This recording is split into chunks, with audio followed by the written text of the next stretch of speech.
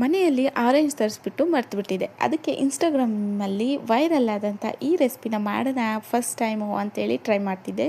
ನೀವು ಕೂಡ ಒಂದು ಸತಿ ಟ್ರೈ ಮಾಡಿ.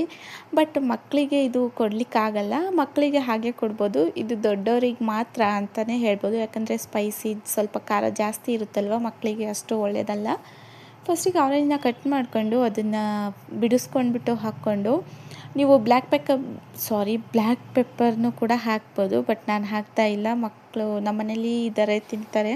ಹಾಗಾಗಿ ಸ್ವಲ್ಪನೇ ನಾನು ಜಾಸ್ತಿ ಹಾಕೋಕ್ಕೋಗಲ್ಲ. ಉಪ್ಪು ಮತ್ತು ಖಾರದ ಪುಡಿ ಹಾಕಿಬಿಟ್ಟು ಚೆನ್ನಾಗಿ ಮಿಕ್ಸ್ ಮಾಡಿಬಿಟ್ರೆ ನಮ್ಮ ರೆಸಿಪಿ ರೆಡಿ ಆಗೋಯಿತು.